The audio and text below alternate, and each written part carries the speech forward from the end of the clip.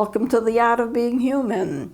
Now we know that as we work through all of the stages of children and what they go through and how to help them through their developmental processes, we want at the end of the result here is for people to feel good about themselves.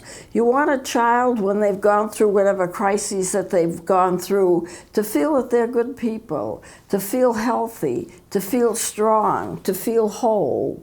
And it is true that self-concept is a very important thing. And I've talked about it before, but what I want to do is talk about it in relation to how children feel and the guilt that they accept that's really not their own fault. Now, you do have false guilt and you have real guilt. Most people who have a negative self-concept feel badly about themselves. Now, let me define self-concept. Self-concept is how you feel about yourself, good or bad, and it's also how you feel other people feel about you. And generally speaking, if you feel that other people like you, that other people think you're good, that other people are just interested in you, then you feel good about yourself because you've given something, you've done something. There's something that they like about you, so therefore there is something there that's important. Bad self-concept is like, nobody likes me, nobody wants me, I can't do anything right, and this kind of thing. And it also leads to a lot of depression. So people who have depression usually have a bad self-concept. They don't think of themselves as being very good. And so as a result of that, they accept a lot of guilt. Now, there is such a thing as real guilt, where I need to take responsibility for something that I've done. Supposing I rob a bank, not likely, but supposing I rob a bank, I need to take responsibility for what I've done. I need to take the punishment that is meted out to me because I deserved it. But most people who feel guilty about things, they don't have a reason why they have to. They pile guilt upon themselves. They make themselves feel horrible. And at the same time, most of that guilt is going to be false guilt. False guilt meaning I don't really need to be guilty about this. I haven't done anything to cause it, but I'm accepting guilt. I'm accepting guilt that other people heap on me. Now, this can be a control mechanism. There are people who want to control other people. There are people who want to have power over other people. This is the cause of some abuse, as we've seen, but it's also the cause of false guilt. If I feel that I am to blame for all of the bad things that have happened to me, then somehow I'm guilty, and then I can be very depressed, but it's based upon the guilt that is heaped upon me, either by myself. I can heap guilt upon myself, or guilt that other people heap upon me. Now, the thing is about society is that you need to get, if you're going to be a healthy person and you want children to grow up to be healthy, you need to get them to the point where they can forgive themselves if they've really done some things that are wrong and taken responsibility for them, but not to accept guilt because other people want to give it to them. People are always willing to pass on guilt to other people. They don't take responsibility for themselves. They take and they accept the guilt that's heaped on them, or they may go the other way and they don't accept any guilt at all, even though they are partially guilty. If you watch, I never watch these, kinds of movies and films and so forth. Right after lunchtime, they have them. They're half-hour segments and their little stories and so forth. I can't think of the name of it right now, but they're always talking about each other. They're always talking about stories, that are in their lives. I wish I could think of a title. Rick, if you can think of what I'm talking about, chime in and let me know. But I guess not. Well, no one takes responsibility for what they are doing. It's not my fault. You did this, you did that, it's not my fault. I may have instigated something, but I'm not accepting any responsibility. In a situation where you have people with a bad self-concept, they are always accepting responsibility and accepting guilt, and they feel badly about themselves. They feel that it's their fault. And when when it comes to children having abuse, they think it's their fault. They couldn't stop it, so I'm to blame. I shouldn't have allowed that to happen. I don't know what's wrong with me. I'm not a good person, and on it goes. We are in a very punitive society. We accept guilt or we give guilt. So I want to talk about where does the guilt come from and what can we do about it. If we can help people deal with the guilt that's heaped on them, either by themselves or other people, then we can have a better society, a more healthy society, because I can accept I'm not a perfect person, but I also can accept the fact that I'm not so bad that I've hurt other people either. So let's take a look at the guilt. We have childhood memories here that cause a great deal of guilt and cause problems with adults.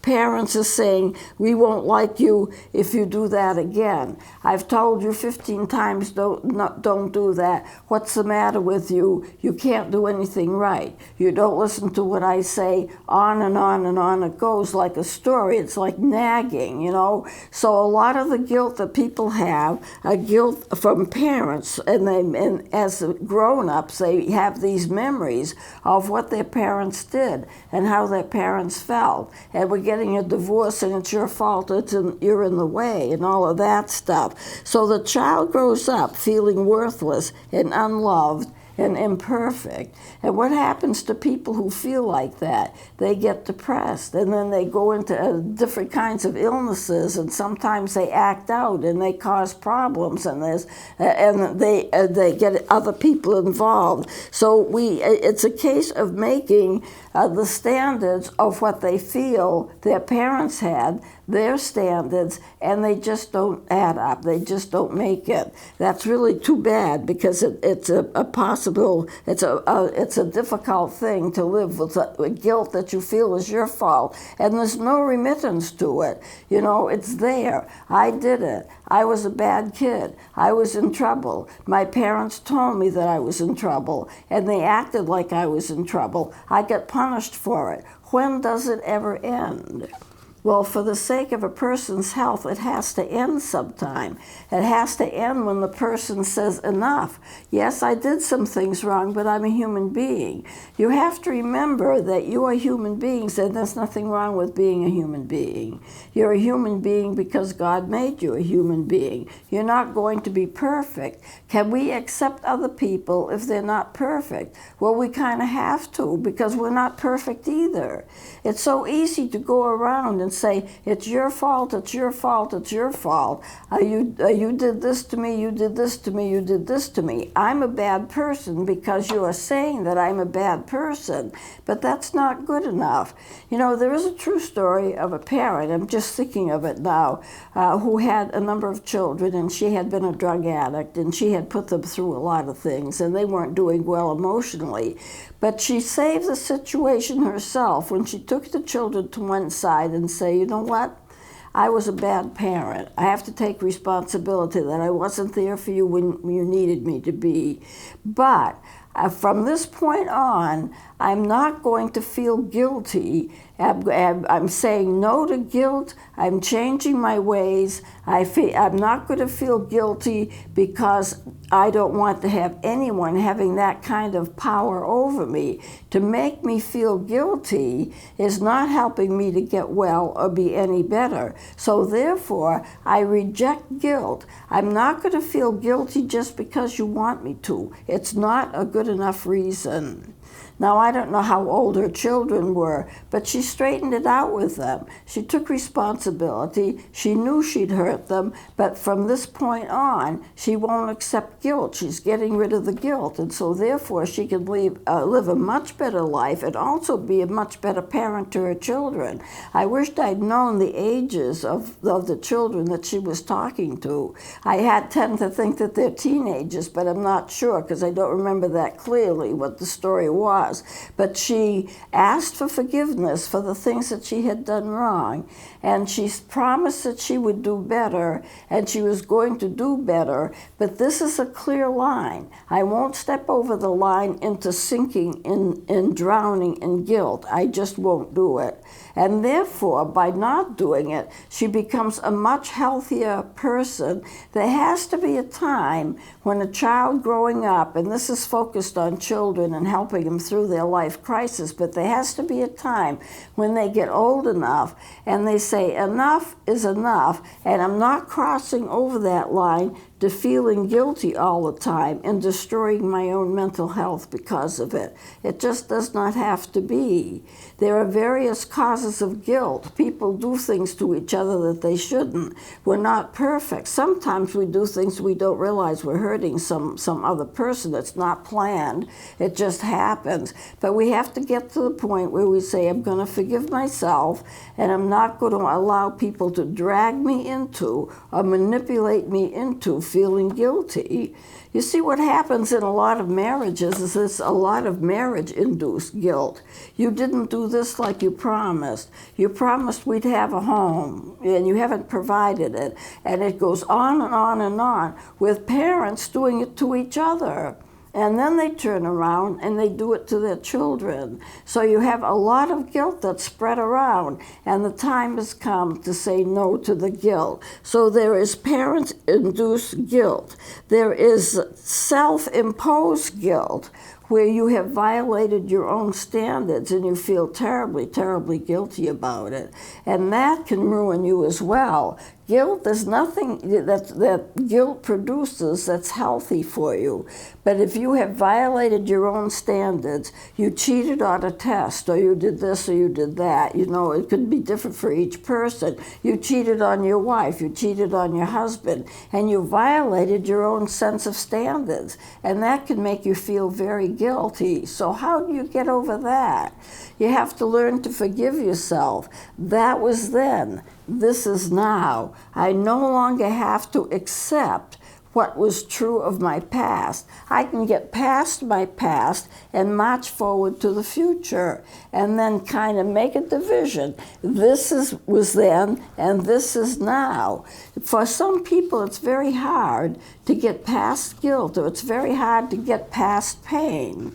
And the reason is this: if you were involved in something, or somebody did something to you, and somebody hurt you in some way, and you can't seem to get over it, or you went through a bad experience, let's say you had a car accident and you were injured, or something happened and you ended in the hospital, and you just can't seem to get over whatever it was that happened, then what happens is that you are triggering back into the past. If you have had a bad experience, you were abused, or something happened to you, or there was an accident, or you were sick, whatever it was, or you lost your job or whatever, you keep going back. It could have happened years ago. And say it wasn't a present day event. Say it happened years ago, and you keep on going back to it and back to it and back to it. Then what happens? You remember it, and not only do you remember the event, although your memory may be a little spotty, you may have a little distortion in your memory, you may not remember it exactly as it was, but you remember some of the key elements of it. And so you remember that, but not only do you remember the experience, but you relive all of the emotions that went with it. So supposing that something did happen and it was a bad thing, you can remember what the incident was, but at the time you were emotionally devastated, you were hurt, you were angry, you felt guilty. All of those raw emotions come back. Because the brain is like having a recording device, you know? It records what you go through. It records what you're thinking. It records what you're feeling. And as it records all of that, when you think of that event that caused it, you not only think of the event, but you re-experience the emotions that you experienced at that time. So the emotions come back full force. You remember them both.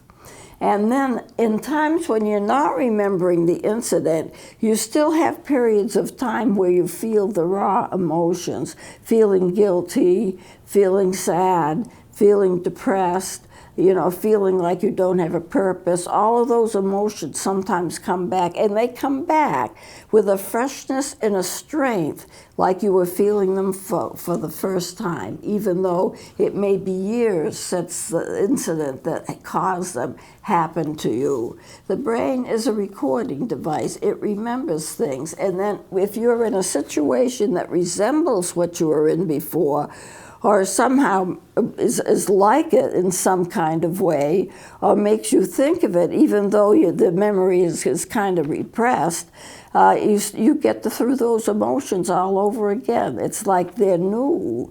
I call that reliving your past pain. When you relive your past pain, the emotions are raw and they're fresh and they're difficult to get through, just like they were when the incident first happened. You probably, if you look back through your life, you can probably think of times that things have happened to you that you thought were horrible. You just didn't know if you were ever going to get through it.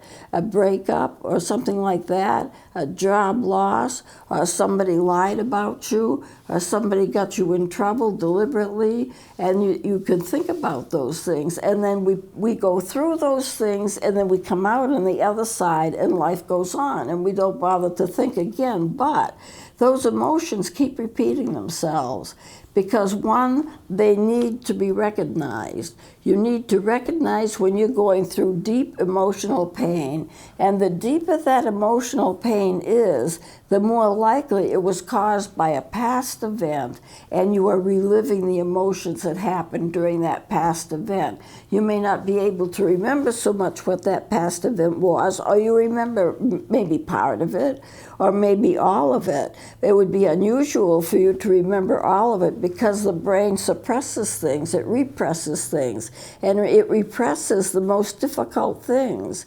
You talk to a person and you ask them if they were ever abused, and they say, oh no, if I were abused, you'd think I'd remember something like that. That's the very kind of thing that the brain wants to repress.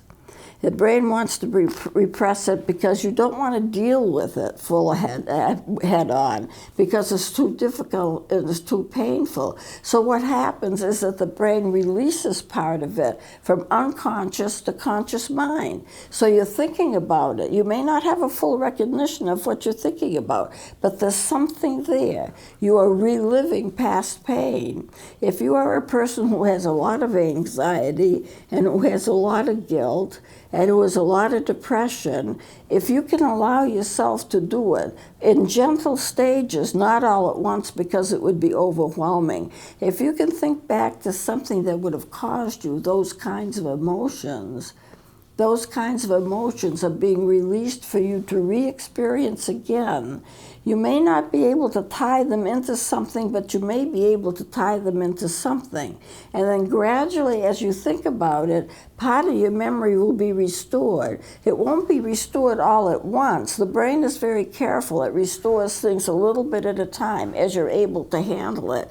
And then as you're going through that, you are experiencing the emotions that you had in the past with it. But it keeps repeating itself because the brain allows it to do so. Some people, when they heal from an incident, they heal and they go on and they don't go back to it because their personalities are such that they don't. And for them, it's easier.